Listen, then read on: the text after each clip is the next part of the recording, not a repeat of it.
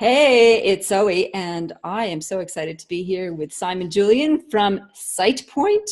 He is the general manager and head of business there, and the business is based in Melbourne, founded in 1999, which sounds like forever ago, doesn't it?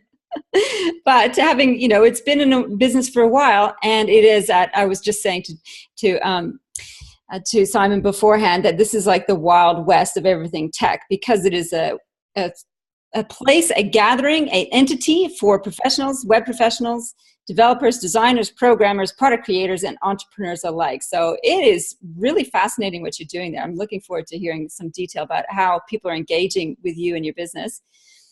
Simon himself is an experienced leader and manager with wide background in business management and leadership, from the startups to publishing, blockchain business and tech, product management, strategy, business and partnership development. Oh my God. And he's worked for some really interesting companies like Spin Communications and Lonely Planet. You're a key talent. He's a key talent in the startup and tech space and has been a judge at the IAwards, which I think just happened recently. Not too long ago. So it was about, I think the latest round finished about 2 weeks ago. Okay, cool. Yeah. And the IAwards recognizes achievements and innovation made in the ICT across all facets of the economy. So welcome, bigwig Simon.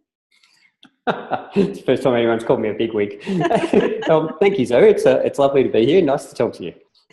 Excellent. Let's start with SitePoint. What's your role there? What's the business about? And how did you actually get there? My role here is basically I lead the team in a lot of different facets. I to a certain extent, work as a managing editor for the publishing side of the business, and I'll talk to you about that in a moment. I run partnerships, so we have a sort of sales and partnerships business. And to a certain extent, what SitePoint does is put a really engaged audience of developers, designers, and entrepreneurs together with really interesting opportunities for partnerships. So whether that's products, different organisations, people like Code Like a Girl and those sort of things. We've done partnerships with in the past. There's lots of other different ways that we can kind of create these kind of value exchanges. And that's kind of what we do in that sort of partnerships area. But I also run the product side of the business. So I work with designers and developers and product managers to kind of grow the business. SitePoint itself, as you said, has been around for a long time. We've been here since '99. But it's the Wild West in that things change very rapidly in ICT, and SitePoint's changed a lot over that time.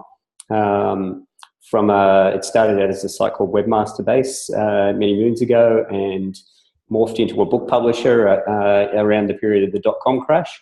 We still publish books now, not so much in the way of physical books anymore, but a lot of ebooks.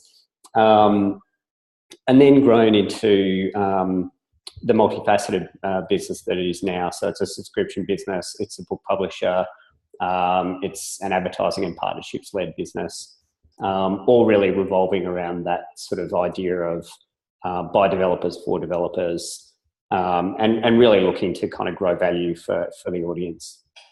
That is a huge amount of stakeholders.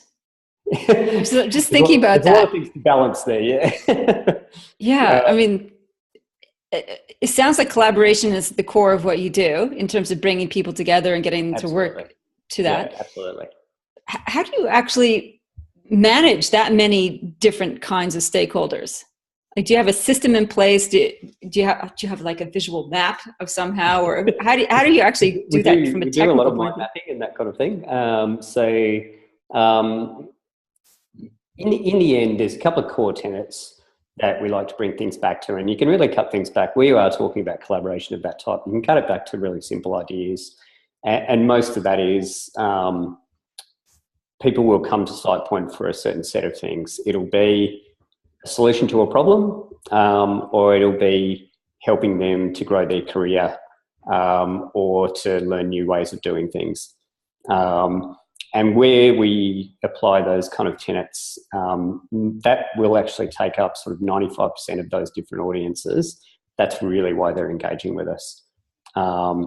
And we like to get into, there's a lot more detail underneath that, obviously, as far as the different audiences, but you kind of bring it back to that kind of simple level. And that really helps us to kind of try and remain true to what we do. And ideally not to kind of branch out too far and lose the main message. Yeah, that's right. Yeah. Okay, that's good. That's helpful. So how did you end up at SitePoint, given that you've worked for Lonely Planet and all over the place, you know, and some comms work, not just only in ICT? Yeah. Well, I'm a bit of I think a lot of people that you find in startups tend to be a bit of a jack of all trades. I've worked across sort of project management and sort of team management roles, and sort of product as well. I've run a few agencies, so I sort of came to SitePoint from running an agency called Reactive for 5 years, and sort of growing that agency up to the point where they were bought by Accenture a few years ago now. A lot of what I did there was really around the idea of kind of growing a product, and the agency product was really interesting. SitePoint became really a kind of different kind of thing, and at the point that I moved across to SitePoint, it was sort of looking for a single thing that I could grow in the publishing industry that was quite similar to the Lonely Planet model, and the opportunity sort of presented itself in the way a lot of these things do. You sort of see something out there that you think is going to really fit for you at that moment in time, and allow you to kind of grow yourself as a person and find a new way of doing things. So it was kind of that fortuitous kind of moment where you dive into something new. Well, that sounds awesome. It sounds like very entrepreneurial, right? It's always seeking that next opportunity and growing and experimenting. Absolutely. So I'm curious, you know, you've worked with a lot of different teams, and I cyber stalked you like crazy all over LinkedIn to get a sense of who you are. And there's a couple of things I noticed about that, apart from your diverse background and the fact that you're in this sort of leading edge industry sector, is how much high performing teams has really been central to your leadership journey.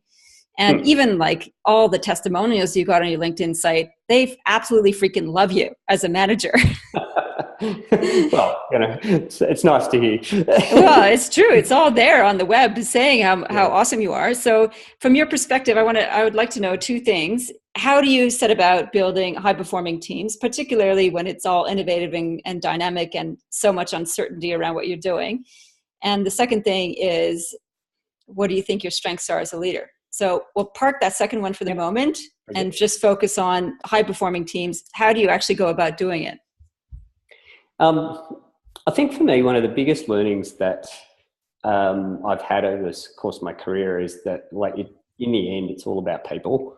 And you were talking about collaboration before, and collaboration is really about taking ideally a pretty diverse group of people, and kind of working out what their motivations are, what they're looking for as individuals, and then ideally building to that and actually looking for the best mix that you can of outcomes for the people that you're working with, the best ways to kind of give them the opportunities to use their skill sets as much as they can, and really the best learning opportunities for the team in the sort of ways that you sort of try and reach your goals. And I think I went through a lot of different phases of kind of trying to enlighten myself around that in sort of looking at, you know, different ways of leadership, different ways of approaching things. I sort of got into the idea of servant leadership a couple of years ago, and started to kind of realise that people weren't really looking for me to kind of tell them what to do all the time. What they were looking for was the opportunity to kind of, you know, grow and learn and change. And I was there to sort of facilitate that more than sort of trying to kind of force people down particular paths. And I think that change in the way I did things probably freed me up a lot, because of the fact that it stopped me from worrying about what every individual was doing all the time. But it also allowed the people around me to kind of do the best they could to reach their full potential. And the way I like to try and do that with people is to kind of, like I said, really try and understand what each individual is trying to do in their life and in their career. And life, importantly, because of the fact that I think, you know, work is only one aspect of the individual. And then really trying to marry that with the goals of the business and what we're trying to achieve. And did you ever have situations where what the individual wanted, just basically there was no fit for what the business was doing and where it was going? Yeah, look, I don't think there's ever been a situation, I should say, where it's been 100% no, that is not going to fit. I think in most cases, if you're really open and honest with people, there is the opportunity to kind of find a midpoint. And I think, you know, sometimes that will actually mean that, you know, eventually the person's going to grow to a point where they move on to something else. Eventually they're going to look to you and say, well, you know, I've done what I needed to do here, I'm moving on, which is fine. And I think you need to be pretty open to those kind of conversations. I haven't ever had a point where I've sort of had to say to someone, no, this really isn't going to work. You know, there's just no fit here at all. Right. And I think that comes from, you know, if you're hiring right and you're sort of looking for the right people and those kind of things, and you're pretty clear on what you're looking for, then hopefully you don't get into that situation where you've actually hired someone that really isn't a fit. But I think that really requires sort of openness and honesty and transparency in the way that you deal with things. And I hope that some of that sort of good feedback that you're talking about there, I think the modus operandi for me most of the time in the way I try and do things is I do try and be pretty transparent and open with people. I think the more of that you do where you can, the less likely you are to end up in situations where people aren't comfortable or aren't happy with what you're doing. And it's a journey to get to that point where you can feel open and transparent. And I'm reading between the lines in terms of your last answer about how you discovered servant leadership and being a dictator wasn't the best approach. Sounds like you, and you can correct me if I'm wrong, you went from a transition of, which we all do as we grow and evolve as leaders, where we work out what control and what leadership actually is. Like how much is control, how much is leadership, and we move from this needing to do it my way to facilitation, and being more flexible and focused on others. What was that growth phase like for you? Like that, I see that when we come up against our limitations, it's confronting, and then we discover a new way of being. So tell me a little bit about how you worked your way through that one. Yeah, absolutely. So my way of getting into the whole ICT industry was many moons ago. I was working in the music industry and actually doing kind of sales roles and that sort of thing. It's beautiful thing with the music industry. It's really good for when you're young. You get a lot of freebies and you get to go to a lot of gigs and those kind of things, and you get paid nothing. So that was really good for a few years, and then I realised that I actually didn't mind the idea of getting a little bit of money into my life. That was in the late 90s, and there was an opportunity at one of the kind of really early kind of web companies. I think I ended up sending them it was a bunch of kind of writing and poetry and this kind of thing. And I basically said, oh, look, I've got no idea what I'm doing. I haven't ever worked with anything to do with the internet, but I know how to write. That got me across the line to a kind of internship sort of thing with them. But I moved very quickly, being pretty organised. I moved very quickly from a kind of writing role into a project management role.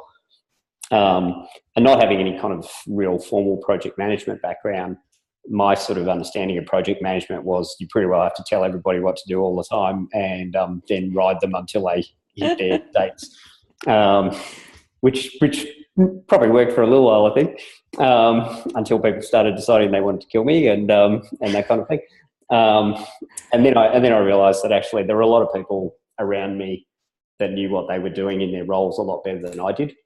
And at that point, it doesn't mean you don't necessarily want to still have the control, but you start to realise that you actually need to work in a much more collaborative way with the people around you and kind of, listen to them because of the fact that they're going to know better than you do in a lot of cases. So then I worked on my listening skills and sort of started to pay a bit more attention to what the people around me knew. And that was probably really good because of the fact that I started to understand a lot more about ICT and the internet and around the way things worked.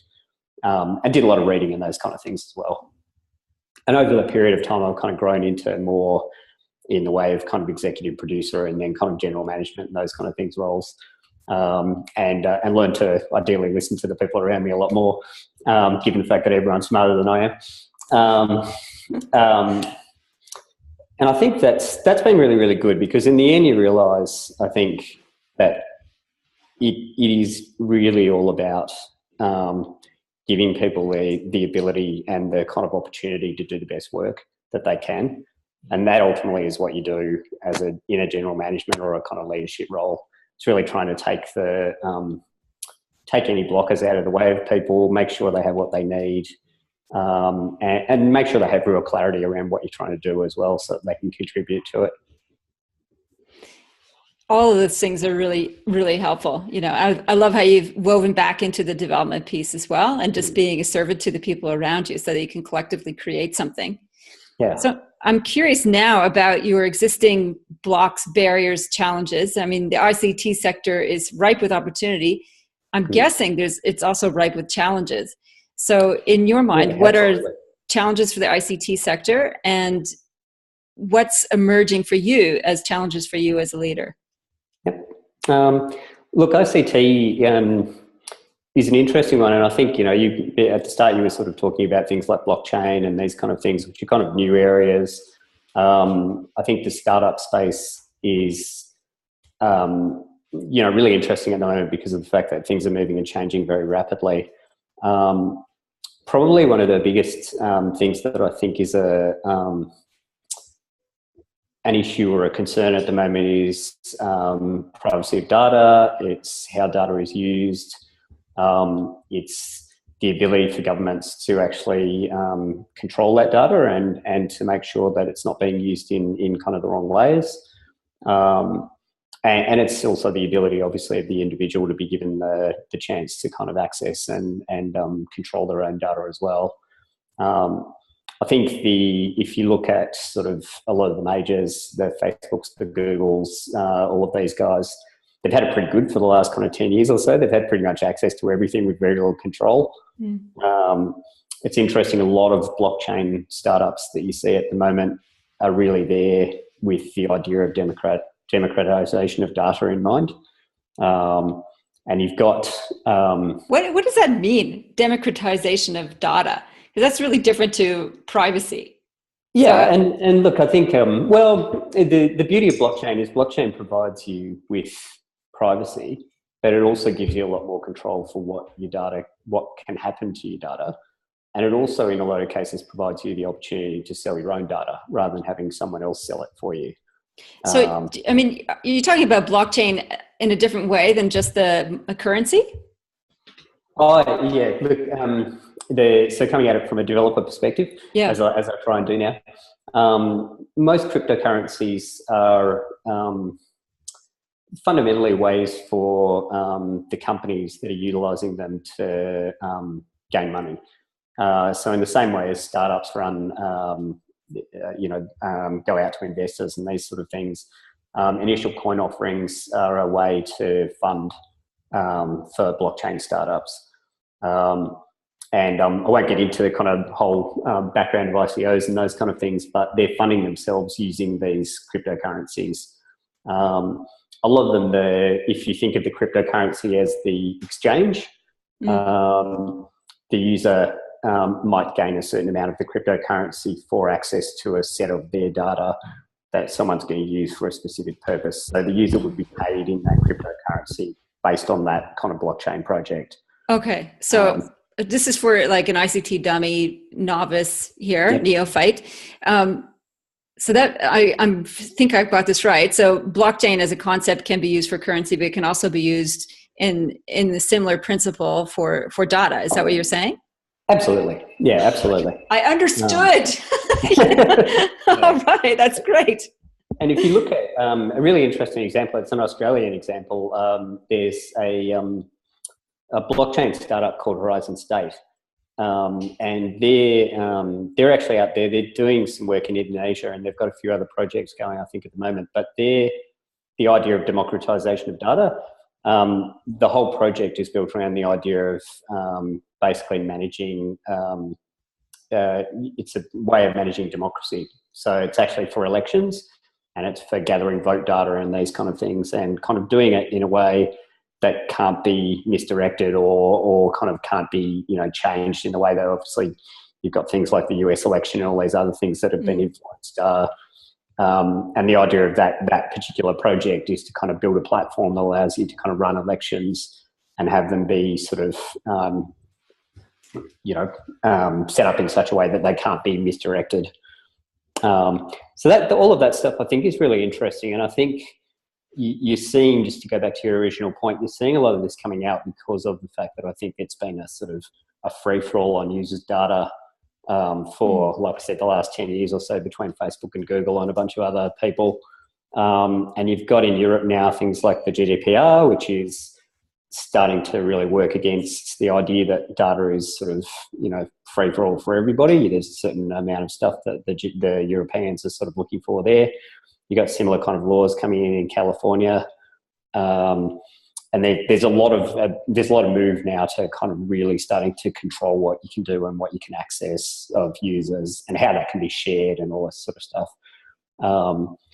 That's probably new enough that I think, there'd be a lot of companies out there that are sort of grappling with that right now because of the fact that their entire businesses may be built around the idea of kind of accessing and using that user data. So sure. And, if you take again, going back to the Facebooks and Googles of the world, I'm sure there are big teams internally at those organisations trying to work out how they're going to manage that in future now that some of these legal changes are coming through. How about challenges for you and your team? So that's a huge one. Yeah, GDPR is a good one. We're hopefully up to speed on that.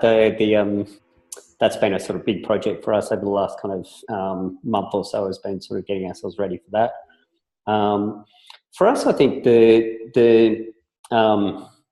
big thing there, I think it's a blessing and a curse being on the sort of cutting edge of things. And SitePoint's always been a sort of cutting edge business, as in that people come to us looking for information on cutting edge technologies.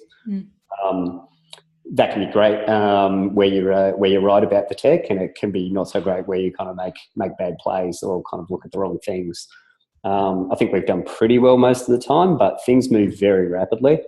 And as a business, you don't need to make too many wrong plays before you're kind of in bad territory, particularly where you're kind of out where, as I said, working on the cutting edge all the time.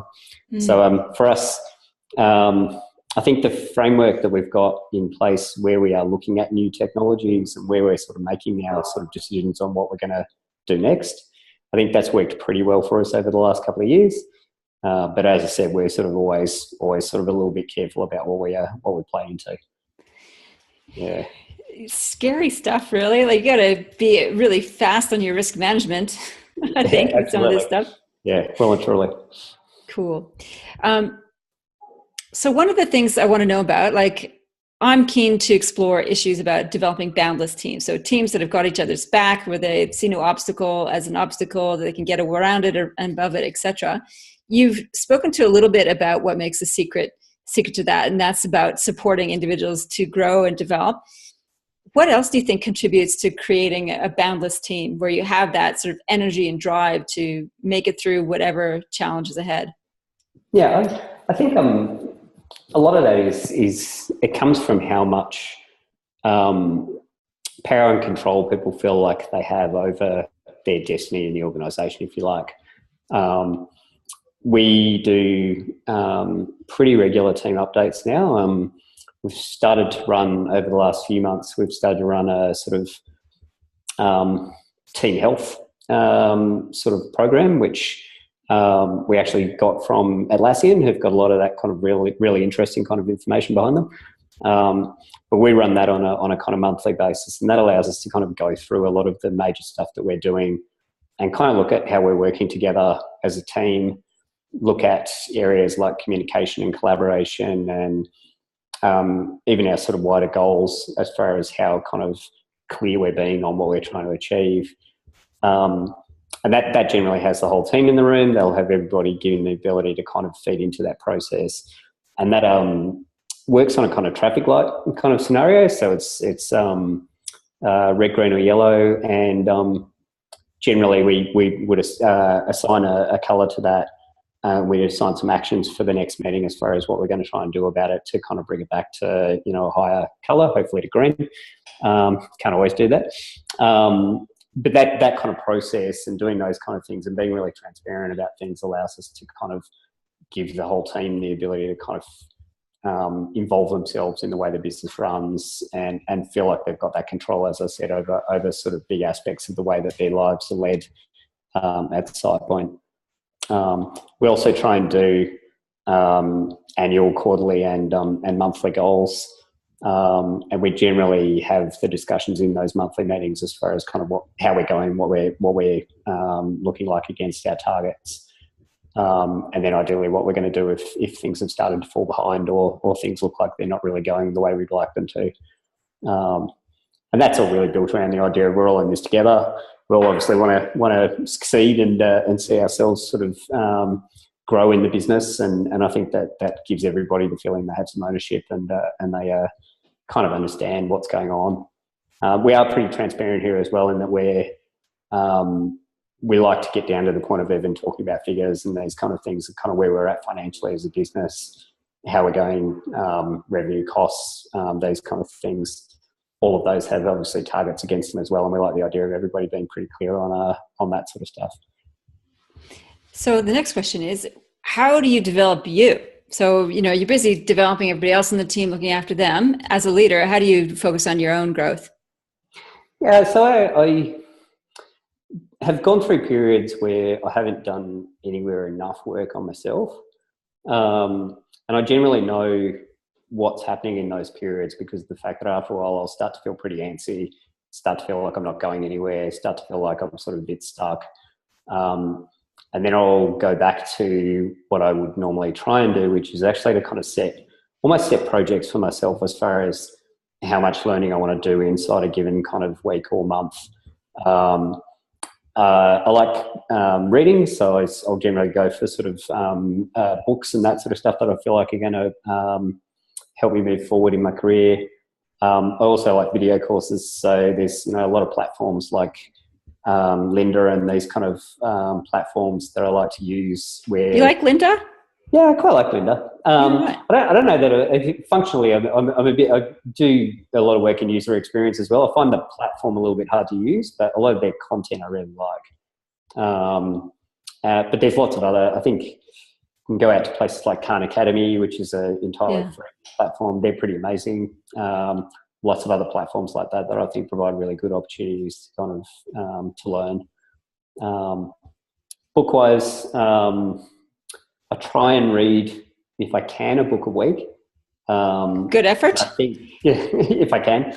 That actually I did. So that's actually I try and do a book a week because of the fact that it actually forces me to read and it forces me to do things that aren't purely work related, even if it is kind of business related books.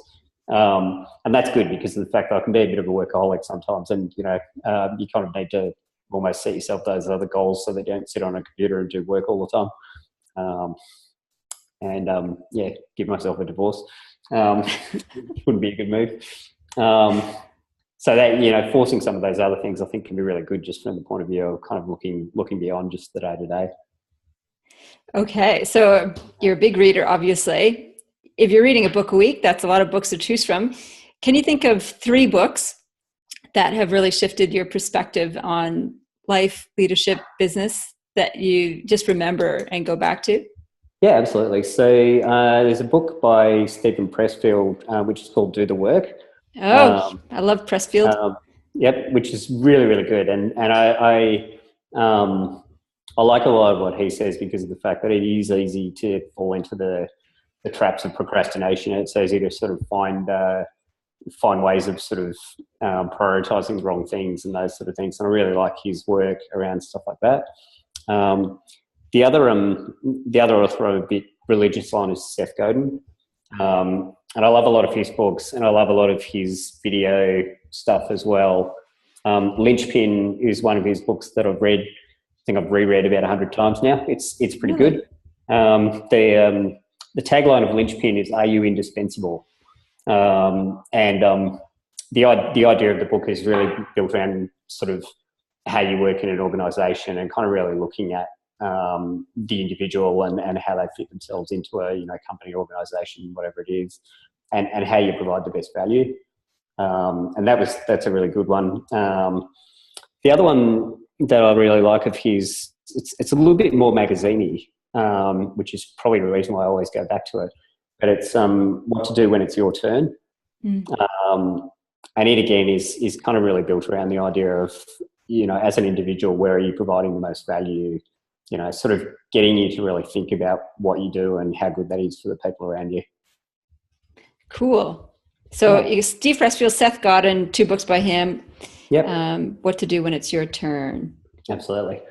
And then I, on the other side of things, I try and do a lot of reading of non-business books as well, which is, I think, also important, so that you're not getting too far into just kind of business-related stuff and not thinking life.